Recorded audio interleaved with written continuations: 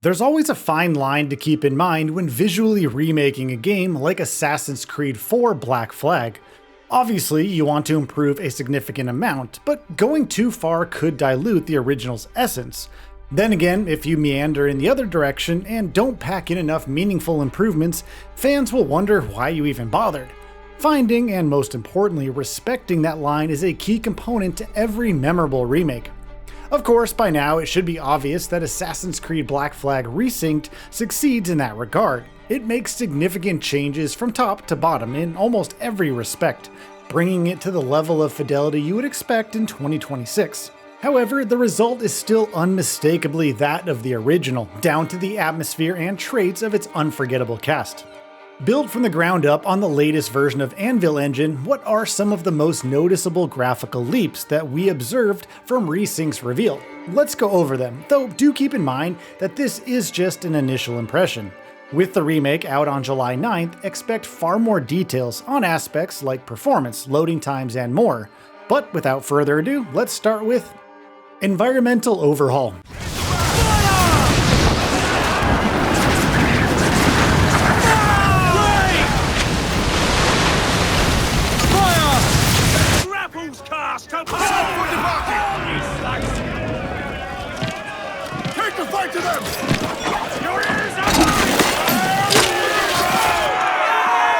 Set in the Caribbean, Black Flag's story unfolds across several locations, from Havana to Nassau, where the Pirate Republic ultimately stations its headquarters.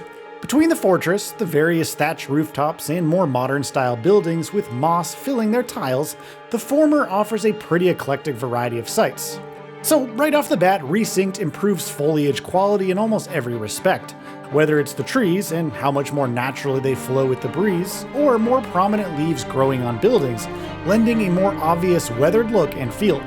More NPCs can be seen roaming the streets, and it feels like the environment is more to scale with how it would be in the real world, as strange as that may sound. Regardless, it reinforces something that you'll see in pretty much every aspect of the remake.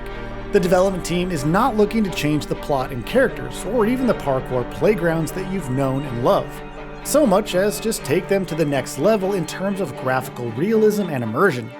Of course, it's also an incredible showcase of the high-resolution textures and lighting improvements, the latter feeling more dynamic. However, it's just fascinating to pick out all the different additions to each environment. Which also applies to the one place where you'll arguably spend the most amount of time, the ocean. When Black Flag was first released, it received extensive praise for its water, be it in physics, motion, texture quality, and so on. But Resynced, as you've probably guessed, is on a whole other level.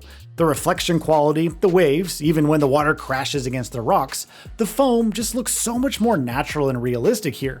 It's something that should stand out as prominently in naval combat, especially with cannons ringing out and shards of your ship intermixing with the waves, or when exploring underwater and simply admiring the serene flora and fauna, until you're fighting for your life against a shark, of course.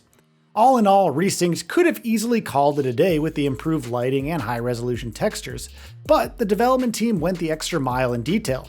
We can't wait to see how the rest of the world has changed, especially given the dynamic weather and how much more realistic rain and other phenomena including hurricanes look. A note on the latter, they're far more foreboding than before, so steer clear.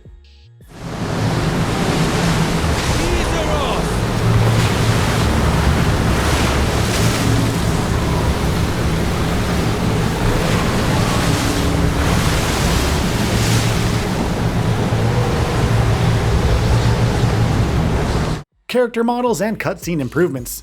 This is another core aspect of any remake. You don't want to mess with the looks of iconic characters too much, and given the developers' focus on immersion and realism, that's very much a possibility.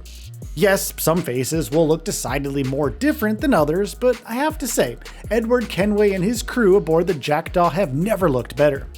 Leaving aside the more emotive eyes and facial animations, which took a fair amount of handcrafting to rebuild, there's far more realistic looking hair and facial stubble.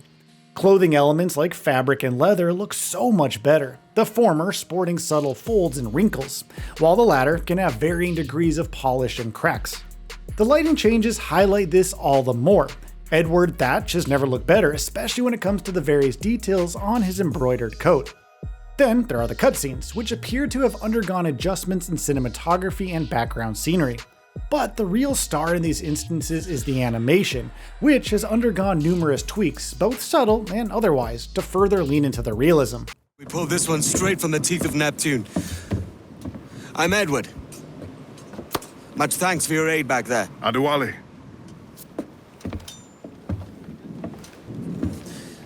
You ever been to Nassau, Adewale? Not yet.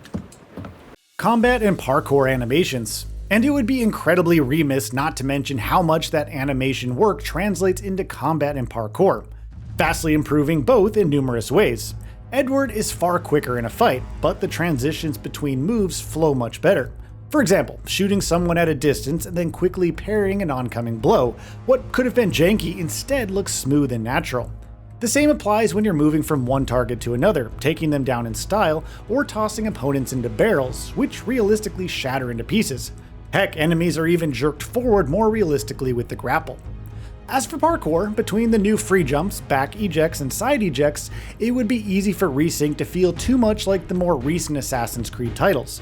However, the development team was adamant about retaining Edward's moves. The key is that parkour feels more natural, helping maintain that flow as you navigate past awnings, walkways, rooftops, and more in your impromptu routes.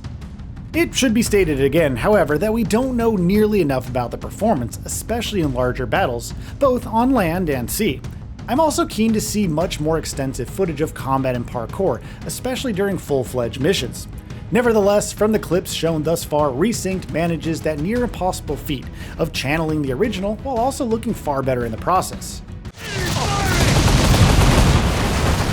Ease up!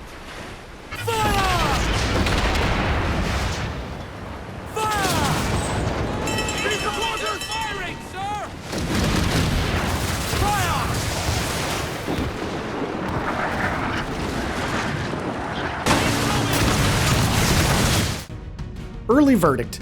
And that's what it really comes down to, sticking to the original vision and its design pillars while bringing it forward into the modern day. There's still so much that I'm keen to witness, like how the lighting improvements impact stealth, especially since you can freely crouch when sneaking around. How detailed can the ship destruction be? Will NPCs have more detailed animation cycles to further enhance realism? Just how violently can a shark maul you? I'm still a bit divided on the decision to not include the DLC. Multiplayer is a different issue, but at the very least, stories like Freedom Cry would have been wonderful to experience in this updated style. Nevertheless, if that means the development team focus more resources on what truly matters, that is, the journey of Edward and his crew from riches to tragedy, then I'd say the results are worth it. Now all we have to do is wait and see how each platform will handle it. So, what are your thoughts on this? Go ahead and share them in the comments below. And if you like this video, please subscribe to the channel and enable all notifications by clicking the bell icon to get new video updates. We upload every day and would really appreciate your support. Thanks for watching.